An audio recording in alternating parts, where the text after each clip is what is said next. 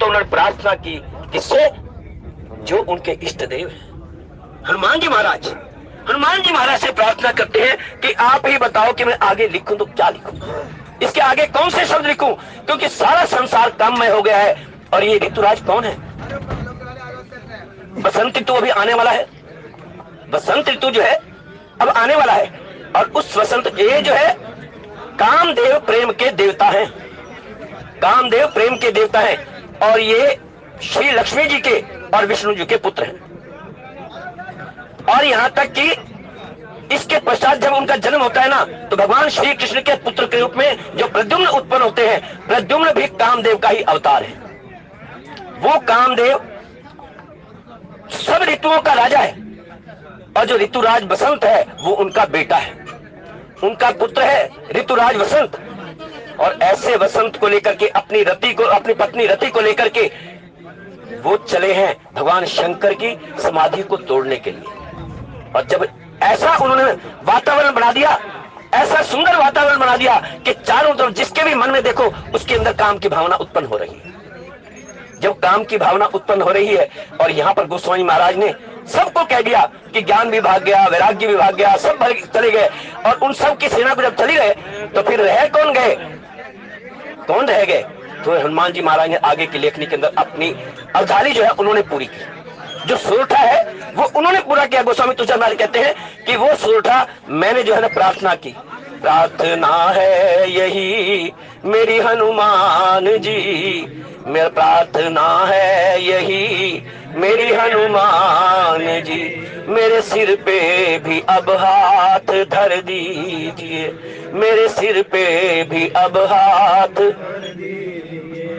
दुख देते मुझे मेरे ही पाप हैं, मेरे मन में है क्या जानते आप हैं, आप हर रूप हैं इसलिए कर कृपा, आप हर रूप हैं इसलिए कर कृपा, मेरे हर कष्ट को तुम हर लीजिए, प्रार्थना है यही मेरी हनुमान जी, मेरे सिर पे भी अब हाथ धर दीजिए, मेरे सिर पे भी हाथ धर दीजिए। और हनुमान जी महाराज से उन्होंने प्रार्थना की। कहते हैं कि भावुक हूं मैं पर नहीं भक्त हूं, मैं भावुक तो हूं पर नहीं भक्त हूं, इसी कारण तो विषयों में आसक्त हूं, इसलिए तो मैं विषयों में आसक्त हूं। और क्या कहते हैं, मुझे वरदान दो कि मैं आगे लिखूं तो क्या लिखूं। मैं प्रार्थना करता हूं कि आप एक बार मेरे सिर पर हाथ रख दीजिए, आगे की लेखनी आप हमने जो लिखवाएंगे ना मैं वही लिखूंगा। और गोस्वामी महाराज कहते हैं, धरी न काहू धीर सबके मन मन सिज हरे, कामदेव ने सबके मन को हर दिया, सबके सब काम के अंदर हो गए। तो फिर कहते हैं, फिर उस समय जो न कौन रहा बाकी जिसके अंदर काम का प्रकोप नहीं हुआ, वो कौन थे? कहते हैं, जे राखे रघुवीर ते उबरे ते ही कालबो। हनुमान जी ने आगे की पंक्ति लिखी कि आप अगर रुक गए हो तो कोई बात नहीं, अब मैं हेल्प करता हूं, मैं सहायता करता हूं उसके अंदर आगे लिखने के लिए। क्या लिखा उन्होंने?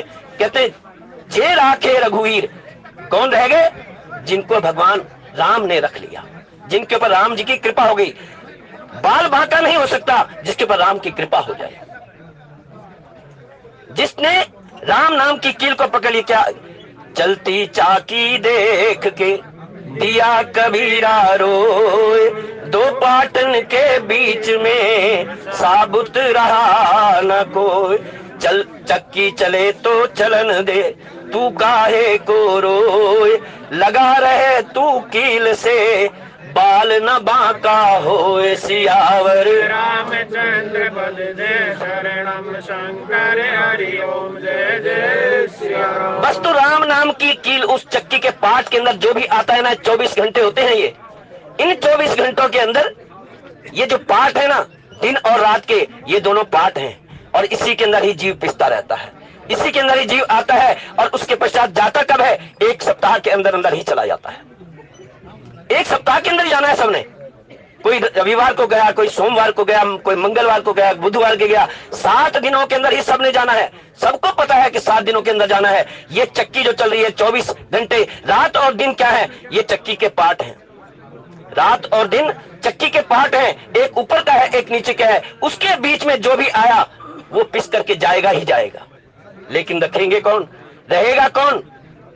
चक्की चले तो चलन दे, तू काहे को रोए, लगा रहे तू कील से, तेरा बाल न बांका होए। सियावर रामचंद्र पद दे शरणम शंकर हरि ओम जय जय सिया राम। बस तू राम नाम की कील से लगा रहा, वही उबारने वाले हैं। क्योंकि भक्ति के 3 प्रकार हैं, ज्ञान है, कर्म है, उपासना है।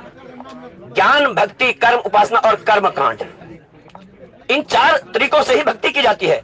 या तो आप ज्ञान के माध्यम से, क्योंकि ज्ञानी है वो इतने उच्च स्थिति में पहुंच जाते हैं, वो इतनी ऊंची स्थिति में पहुंच जाते हैं कि उनको परमात्मा कहते हैं ये तो मेरे बड़े बेटे हैं, ये परमात्मा कहते हैं मेरे बड़े पुत्र हैं, क्योंकि वो तो स्वयं ही अपने आप ही खुद अपनी रक्षा कर सकते हैं। लेकिन यहां पर क्या हो रहा है, यहां पर तो स्वयं ज्ञान भी और वैराग्य भी, वो दोनों के दोनों अपनी सेना को छोड़कर चले गए। जो स्वयं अपनी रक्षा कर सकते हैं, क्योंकि जो बिल्ली होती है ना, वो अपने बच्चे को मुख में पकड़ के चलती है। जब 7 घरों के अंदर जाती है अपने बच्चे को लेकर के, 7 घरों में जाती है, लेकिन जब उसको गर्दन से पकड़ करके जाती है तो उसके पर कोई चोट का निशान नहीं आता। पकड़ती उन्हीं दांतों से चूहे को भी है और उन्हीं दांतों से अपने बच्चे को भी पकड़ती है।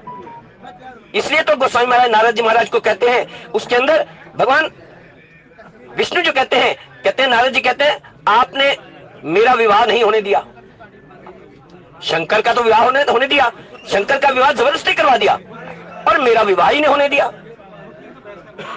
तो वहां पर भगवान विष्णु कहते हैं, नारद जी को कहते हैं कि देखो, सुनी मुनि तो ही कहूं सर सहरोषा, सुनी मुनि तो ही कहूं सहरोषा। मैं तुम्हें कहता हूं, मैं तुम्हें समझाता हूं, क्योंकि जो भी भक्त हैं मेरी जब भक्ति करते हैं, सब कुछ छोड़ करके जब मेरी भक्ति करते हैं, केवल मेरा ही सहारा रहता है, तो मैं उनकी कैसे रखवाली करता हूं। मैं उनकी ऐसे लगा, जिमी बालक राखई महतारी, जिमी बालक राखई महतारी, जो मेरी पूजा पाठ करते हैं, मेरा सत्संग करते हैं, मेरी कथा को सुनते हैं, श्रवण करते हैं, और जो मेरे साथ रहते हैं, उनकी मैं ऐसे रक्षा करता हूं जैसे कोई माता अपने बालक की रक्षा करती है। जैसे बिल्ली उठाती है अपने बच्चे को और वो लेकर के जाती है 7 घरों के अंदर, लेकिन फिर भी उसको कोई चोट नहीं पहुंचती है। ये परमात्मा की कृपा है। और यहाँ पर गोस्वामी महाराज यही कहना चाहते हैं कि मैं तो भगवान हनुमान जी के महाराज की शरण में गया, क्योंकि उन्होंने तो राम जी के दर्शन कराए थे। चित्रकूट के घाट पर भई संतन की भीड़, तुलसीदास संग चंदन घिसे और तिलक देत रघुवीर, सियावर राम जय जय राम, मेरे प्रभु राम जय जय राम। तो शरण में किसकी गए, शरण में गए हैं तो हनुमान जी महाराज की। कहने का तात्पर्य है कि आप राम नाम की जो कील है ना, उसके साथ लगे रहेंगे। जब राम नाम की कील को पकड़े रहेंगे तो सब के सब जो कष्ट हैं जीवन के, जो इस संसार के अंदर मोह माया है, वो सब की सब तब जा सकती है जब परमात्मा के नाम रूपी किले के साथ लगे रहेंगे। और आज गोस्वामी महाराज यही वो कहना चाहते हैं। क्या कहते हैं, धरी न ताहू धीर, सबके मन सिज। हरे, बड़ा सुंदर शब्द दिया, मन सिज भी कामदेव का ही नाम है, मन सिज उनका ही नाम है। और भगवान शंकर के पास उनकी समाधि को तोड़ने के लिए जो निकले हैं, उनके हृदय के अंदर क्या भाव आया होगा। पहले तो सोच लिया उन्होंने कि मेरी मृत्यु तो निश्चित है, मेरी मृत्यु निश्चित है, लेकिन फिर भी कहते हैं कि परहित सरिस धर्म नहीं भाई, क्योंकि जो आदमी परोपकार का कार्य करता है, यद्यपि होना क्या है, श्री राम जय राम जय जय राम, श्री राम जय राम जय जय राम, श्री राम जय राम जय जय राम, श्री राम जय राम जय जय राम। मंगल भवन अमंगल हारी, मंगल भवन अमंगल हारी, द्रवहु सुदशरथ अजर बिहारी, द्रवहु दशरथ अजर बिहारी, जनक सुता जग जननी जानकी, जनक अतिशय प्रिय करुणा निधान की, अतिशय प्रिय करुणा निधान की। ताके युग पद कमल मनावो, ताके युग पद कमल मनावो। जासु कृपा निर्मल मति पावो, जासु कृपा निर्मल मति पावो। पुनि मन वचन कर्म रघुनायक, पुनि मन चरण कमल बंधौ सब लायक, चरण कमल बंधौ सब लायक। राजीव नयन धरे धनुषायक, राजीव नयन धरे धनुषायक। भगत विपति भंजन सुखदायक, भगत विपति वंदौ प्रथम भरत के चरणा, वंदौ प्रथम भरत के चरणा। जासु नेम व्रत जाई न भरना, जासु नेम व्रत जाई न भरना। वंदौ लक्ष्मण पद जल जाता, वंदौ लक्ष्मण पद जल जाता। शीतल सुभग भगत सुखदाता, शीतल रिपुसूदन पद कमल नमामि, रिपुसूदन पद कमल नमामि। सूर सुशील भरत अनुगामी, सूर सुशील भरत अनुगामी। महावीर विनमो हनुमाना, महावीर विनमो हनुमाना। राम जासु जस आप बखाना, राम जासु जस आप बखाना। आशुतोष तुम अवधर दानी, आशुतोष तुम अवधर दानी। आरत हरहु दीन जन जानी, आरत हरहु दीन जन जानी। श्री राम जय राम जय जय राम, श्री राम जय राम जय जय राम। श्री राम जय राम जय जय राम, श्री राम जय राम जय जय राम। रामायण सुर करु की छाया, रामायण सुर करु की छाया। दुख भय दूर निकट जो आया, दुख भय दूर निकट जो आया। मन से सकल वासना भागी, मन से सकल वासना भागी। केवल राम चरण लय लागी, केवल राम चरण लय लागी। मन कामना सिद्धि नर पावा, मन कामना सिद्धि जो यह कथा कपट तज गावा, जो यह कथा कपट तज गावा। कहि सुनहि अनुमोदन करहि, कहि सुनहि अनुमोदन करहि। ते गोपद इव भवनिधि तरहि, ते गोपद निधि तरहि। श्री राम जय राम जय जय राम, श्री राम जय राम जय जय राम। श्री राम जय राम जय जय राम, श्री राम जय राम जय जय राम। उमा कहूँ मैं अनुभव अपना, उमा कहूँ मैं अनुभव अपना। सत हरि भजन जगत सब सपना, सत हरि भजन जगत सब सपना।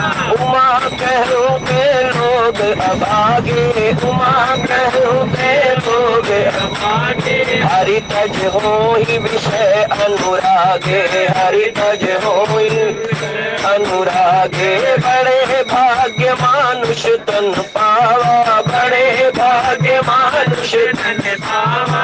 सुर दुर्लभ सद ग्रंथन गावा, सुर दुर्लभ सद ग्रंथन गावा। श्री राम जय राम जय जय राम, श्री राम जय राम जय जय राम। श्री राम जय राम जय जय राम, श्री राम जय राम जय जय राम। श्री राम जय राम जय जय राम, श्री राम जय राम जय जय राम। गोस्वामी महाराज यहाँ पर यही बात कहते हैं कि उन्होंने तो जो है हनुमान जी महाराज को इष्ट मान करके पूछ दिया कि आप आगे का कार्य आप देखो, मैंने जहां तक लिखना था उसके आगे की लेखनी आपकी तरह चलनी है। और हनुमान जी महाराज ने जो लिखा वो सबसे सुंदर पंक्ति है। कहते हैं जे राखे रघुवीर ते उबरे ते ही काल महू। उस काल के अंदर, उस काम के अंदर जब सबके सब मस्त थे, तो उस समय केवल वही उबर पाए जिनके ऊपर राम की कृपा हो गई, जिन्होंने राम रूपी जो कीली है उसको पकड़ रखा है। और इसके अंदर क्योंकि हम बात कर रहे थे कि 4 प्रकार से भक्ति होती है, और कैसी भक्ति? कर्म कांड के द्वारा। लेकिन राम जी महाराज कहते हैं, भगवान राम कहते हैं, वो कहते हैं कि जो बालक है, छोटे जो बच्चे हैं, मैं उनकी ऐसे ही रखवाली करता हूं जैसे कोई माता अपने बच्चे की करती है। और यहाँ पर गोस्वामी आगे कहते हैं, उभय घड़ी अस कौतुक भयऊ जो लगी काम शंभु पही गयऊ सिवही बिलो की ससंग के उमारू भयऊ जथा तिथि सब संसारू। और कहते हैं 2 घड़ी तक ऐसा तमाशा हुआ, 2 घड़ी तक ऐसा तमाशा हुआ कि सब के सब जो है इस संसार के अंदर जितने भी थे सब के सब काम के वश में हो गए, काम के वश में हो गए।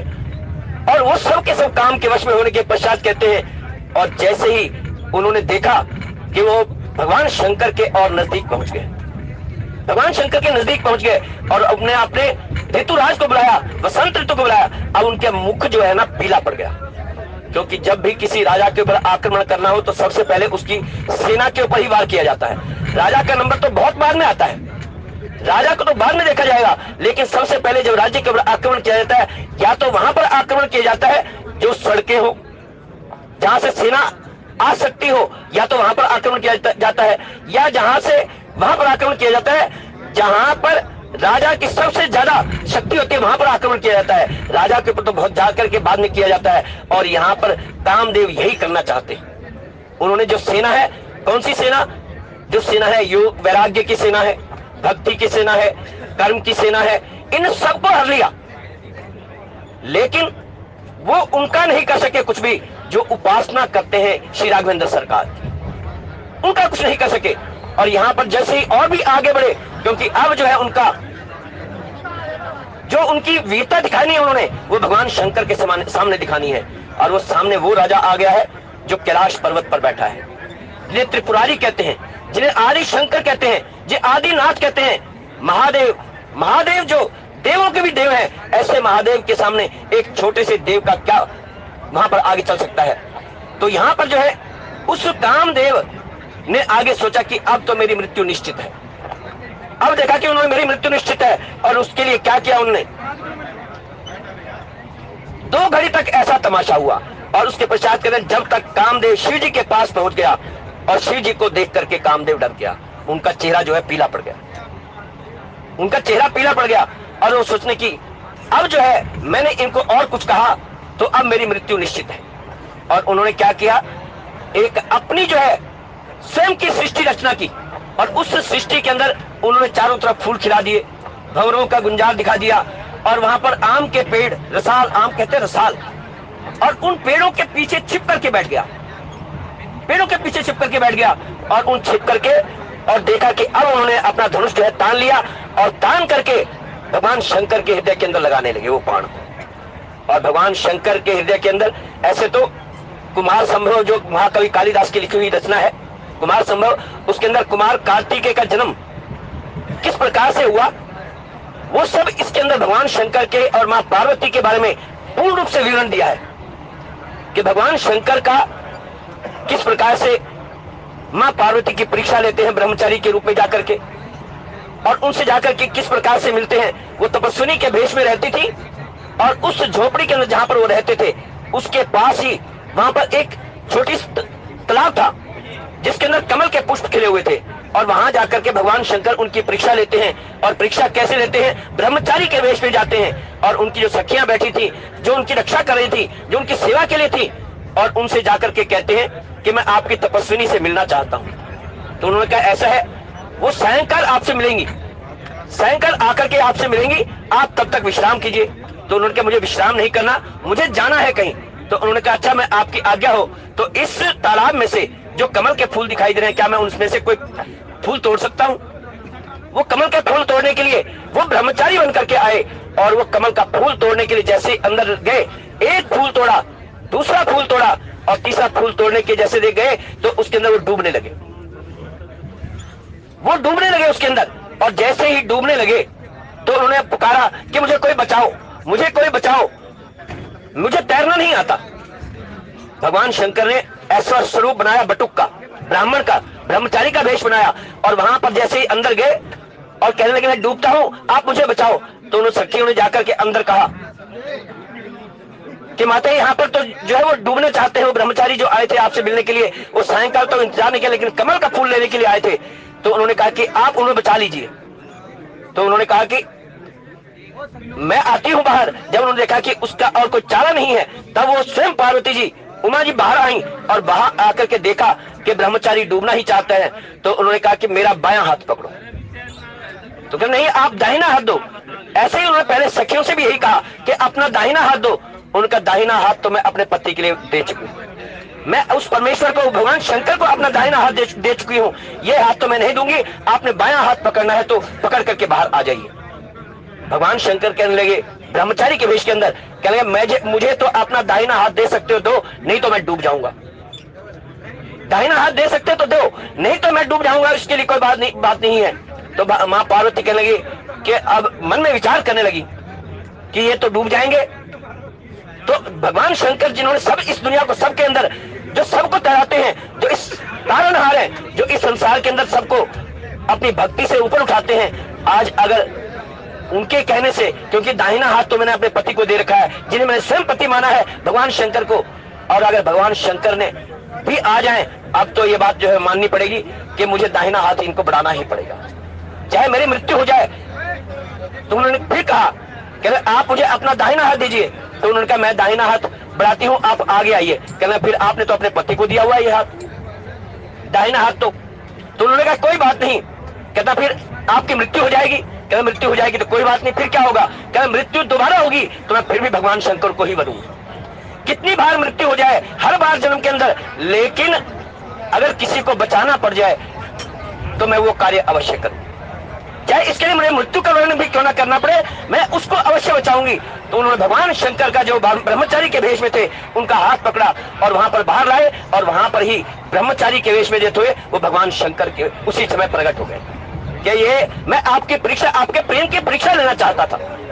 भगवान शंकर ने ऐसी ऐसी परीक्षाएं ली हैं, और आज वो भगवान शंकर जिनकी बातचीत हो चुकी है सप्तऋषियों के माध्यम से हिमाचल राज्य के साथ, और आज कामदेव, क्योंकि कामदेव भी तो यही चाहते हैं कि भगवान शंकर जी का जो है वो जो विरक्ति है वो समाप्त हो जाए, जो उनकी विरक्ति है, जो वैराग्य है भगवान शंकर का समाप्त हो जाए, और इसीलिए तो उनकी तपस्या को भंग करना चाहते हैं, इसीलिए ताकि उमा के साथ, मां पार्वती के साथ उनका विवाह हो सके, इसलिए तो प्रयत्न कर रहे हैं। श्री राम जय राम जय जय राम, श्री राम जय राम जय जय राम, श्री राम जय राम जय जय राम, श्री राम जय राम जय जय राम। और यही स्वरूप धारण करके ही उन्होंने कहा था, जब उन्होंने कहा भगवान शंकर ने कि अब मैं जो है अपने सप्तऋषियों को भेज करके तुम्हारे साथ विवाह करूंगा, आप अपने पिता के घर चली जाओ। और मां पार्वती जो है अपने पिता के घर गई, और उसके पश्चात जो है तब भी समाधि लग गई। राम नाम के ध्यान में मस्त रहते हैं हमेशा भगवान शंकर, और उनकी तब भी समाधि लग गई। और जब वो ऐसी समाधि लगी, क्योंकि भगवान राम ने भी उन्हें यही कहा था कि मेरा जो वचन है ना उसको याद रखना। मेरा वचन क्या है? मेरा वचन यही है कि आपने मां पार्वती से विवाह करना है। तो उन्होंने कहा कि आपकी आज्ञा शिरोधार्य, मैं सिर पर धारण करता हूं। लेकिन भगवान राम ने कहा नहीं नहीं, आपने सिर मत धारण करना, क्योंकि सिर पर धारण कर तो वहां तो गंगा जी बहती हैं, कहीं ऐसा ना हो कि उस गंगा जी के प्रवाह के साथ मेरा वचन भी बह जाए, इसलिए अपने हृदय के अंदर धारण करा। फिर भी ना करते हुए भी राम जी का ध्यान करते करते उनकी समाधि लग गई। शंकर सहज स्वरूप संभारा, लागी समाधि अखंड अपारा। भगवान शंकर जब बैठते हैं ना राम राम की धुन के अंदर मस्त हो जाते हैं, और ऐसे मस्त हो जाते हैं कि उनको फिर इस दिन दुनिया की कोई खबर नहीं रहती। फिर उनका ध्यान जो है वो ऊपर की तरफ जाता है, वो सहस्त्रधार की तरफ, जहां पर वो शरीर नहीं होता, केवल वो देखो दिव्य दंपति है। कहने वाली बात तो यही है कि एक दिव्य दंपति है भगवान शंकर और मां पार्वती। वो दिव्य दंपति को विवाह के लिए किस प्रकार से प्रयत्न करना पड़ रहा है, ये कथाएं केवल इतनी हैं कि ताकि हम इससे एक शिक्षा ले सकें, एक संदेश प्राप्त कर सकें कि यदि आप तपस्या के माध्यम से जीवन बिताते हैं, उस गृहस्थ जीवन के अंदर जाते हैं तपस्या करके, तो उसके बाद जो संतान होगी ना वह भी बहुत सुंदर होगी और वो भी परमात्मा की प्रिय होगी। और यही तो है भगवान शंकर का विवाह होता है ना, तो ब्रह्मा जी आकर के वरदान देते हैं। ब्रह्मा जी आकर के कि तुम्हारा पुत्र जो है वीर हो। और वीर कौन सा पुत्र हुआ? और वही पुत्र हुआ जो कार्तिकेय जी महाराज है। जो कार्तिकेय जी महाराज है वो उनके प्रथम पुत्र हैं, सबसे बड़े पुत्र हैं। और उसके बाद गणेश जी हुए। लेकिन वो पहले जो पुत्र है, आज भी दक्षिण भारत के अंदर सबसे ज्यादा जो पूजा की जाती है वो भगवान अयप्पा और कार्तिकेय भगवान जी, जिन्हें स्कंद भी कहा जाता है, जिन्हें मुरुगन भी कहा जाता है, भगवान शंकर के बड़े बेटे हैं। उनका दक्षिण भारत के अंदर आज भी वर्चस्व है। उनके कम से कम नहीं तो 100 मंदिर हैं उनके भगवान कार्तिकेय के। दक्षिण भारत के अंदर सबसे ज्यादा पूजा उनकी की जाती है। और वो दक्षिण भारत के अंदर ऐसे भगवान माने जाते हैं, कहते हैं कि तमिलनाडु के अंदर तो उन्हें तमिलनाडु का देवता कहा जाता है। तमिलनाडु का देवता कहा जाता है, उनकी सबसे बड़ी पूजा की जाती है। और आज वही कामदेव उसी कार्य को पूर्ण करने के लिए जा रहे हैं। पूर्ण तब होगा जब उनकी समाधि टूटेगी। जब समाधि टूटेगी तभी विरक्ति होगी, लेकिन विरक्ति तब होगी जब उनकी, क्योंकि मन के अंदर जो समाधि जो लगी हुई है परमात्मा के प्रति, वो कैसे टूटेगी। और यहाँ पर गोस्वामी महाराज कहते हैं, उभय घरी अस कौतुक भयऊ, जो लगी काम शंभु पही गयऊ, सिमहि बिलो किस संके मारू, भयऊ जथातिथि सब संसारू। अब यहाँ पर एक बात और कहते हैं, कहते जो स्थिति बन गई थी, एक तूफान सा खड़ा हो गया पूरे विश्व के अंदर, एक तूफान सा खड़ा हो गया, क्योंकि सबके मन जो है वो बिगड़ गए। सबके मन बिगड़ गए। जब सबके मन बिगड़ गए तो वहां पर ऐसी स्थिति के अंदर वहां किया क्या जाए। तो वहां पर वो कहते हैं कि भगवान शंकर शिव जी को देख करके अब कामदेव डर गया, और ऐसे डर गया उसका शरीर जो है पीला पड़ गया, और वो सोचने लगा कि अब मेरी मृत्यु निश्चित है। लेकिन मृत्यु है तो कोई बात नहीं, जो वीर होते हैं ना वो अपनी मृत्यु का वर्णन करते हुए भी, अपनी मृत्यु को प्राप्त करके भी अपना कार्य पूर्ण करके जाते हैं, क्योंकि वो अकेला ही है जो भगवान शंकर की समाधि को तोड़ सकता है। ये मत कहो कि जग में कर सकता क्या अकेला, लाखों में काम करता है सूरमा अकेला। ये मत कहो कि जग में कर सकता क्या अकेला, लाखों में काम करता है सूरमा अकेला।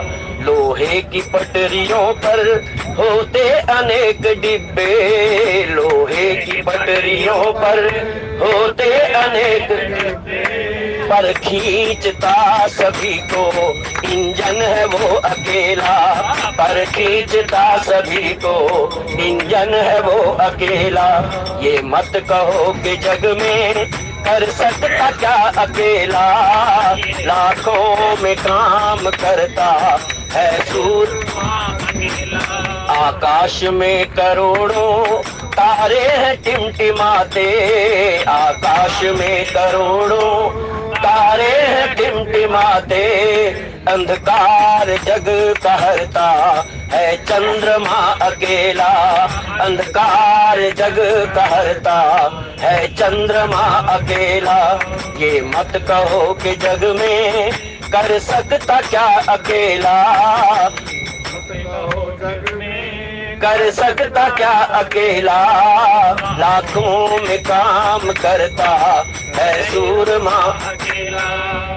असुरों का मद मिटा के लंकापुरी जला के, असुरों का मद मिटा के लंकापुरी जला के, राम दल में आया हनुमान वो अकेला। यह मत कहो कि जग में कर सकता क्या अकेला, लाखों में काम करता है सूरमा। जब दुराधुष सामने जो है एक ऐसा राजा है जिसके साथ युद्ध करना आवश्यक है, लेकिन युद्ध किस चीज का है? युद्ध यही है, कामदेव का युद्ध है केवल कि मैं इनकी समाधि तोड़ूं, और भगवान शंकर का युद्ध है कि मैं परमात्मा से मिला रहूं और ये मेरी समाधि ना तोड़ पाए। लेकिन यहाँ पर परहित की बात है कि दूसरों का भला हो, परोपकार हो। परहित सरिस धर्म नहीं भाई, पर पीड़ा सम नहीं अधमाई। परोपकार के समान कोई पुण्य नहीं है, परोपकार के समान कोई पुण्य नहीं है, और पर पीड़ा के समान, दूसरों को कष्ट देने के समान कोई अधमाई नहीं है। जो इस सबसे बड़ा पाप है वो दूसरों को कष्ट देना है, परोपकार को छोड़ करके। यहाँ पर परोपकार की ही बात चल रही है। और कामदेव जी महाराज और वहां पर भगवान शंकर की समाधि को किस प्रकार के भंग करते हैं, और वो कहते हैं कि उस समय जो है जैसे ही वो उनके पास गए, अब वो डर गए और यथास्थिति हो गई। जो तूफान आया हुआ था पूरे विश्व के अंदर, वो स्थिति जो है वैसी की वैसी हुई जैसे पहले थे। यानी कि जो 2 घड़ी के अंदर जो कुछ भी हो गया, जो कुछ हो रहा था या तूफान आ रहा था, जो कामदेव का तूफान था, उस तूफान के अंदर शांति आ गई, यथास्थिति आ गई, जैसा पहले था वैसा हो गया। कब? जब भगवान शंकर के सामने पड़ गया, उसको लग गया कि मेरे से अधिक बलवान है, मैं इनसे युद्ध नहीं कर पाऊंगा। लेकिन फिर मन में सोचता है कि कोई बात नहीं, अगर मैं जाते जाते मरते मरते भी मैं भला कर गया, किसी का परोपकार कर गया, तो मेरी जीवन जो है वो सफल हो जाएगा। और यही जीवन को सफल बनाने के लिए कामदेव जी आगे बढ़ते हैं और कहते हैं, शिव जी को देखकर काम डर गया, तब सारा संसार फिर जैसा का जैसा था वैसा ही स्थिर हो गया। और कहते भय तुरत सब जीव सुखारे, जिमि मद उतर गए मतवारे। रुद्र ही देखी मदन भय माना, दुराधर्ष दुर्गम भगवाना। अरे इन भगवान को तो हराना बहुत कठिन है, उनका स्वयं का चेहरा ही पीला पड़ गया। और यही बात कहते हैं, तुरंत ही सबके जब यथास्थिति को प्राप्त हो गए। और यथास्थिति का अर्थ क्या है कि जैसे किसी ने मदिरा पी हो, कोई नशा हो और नशा उतर गया हो, जैसे नशा उतर जाता है ना मदिरा पीने के पश्चात, और तब वो यथास्थिति आ जाती है। जब तक कहते जो बड़े बड़े पढ़े लिखे भी हो ना, जब पीते हैं ना मदिरा पका पान करते हैं तो उनकी बुद्धि बिगड़ जाती है, उनकी बुद्धि बिगड़ जाती है। और यही स्थिति काम की भी है। जैसे काम का नशा होता है ऐसे ही मदिरा का भी नशा होता है। जब तक मदिरा का नशा रहता है तब तक बुद्धि बिगड़ जाती है, और जब काम का नशा होता है ना, वो उससे भी अधिक खतरनाक होता है। काम का नशा उससे भी अधिक खतरनाक है। और वो नशा जब उतरता है ना, कहते हैं कि जो तिथि थी महर्षि कश्यप की पत्नी, वो दिन में ही कहने लगी कि मुझे आपसे समागम करना है।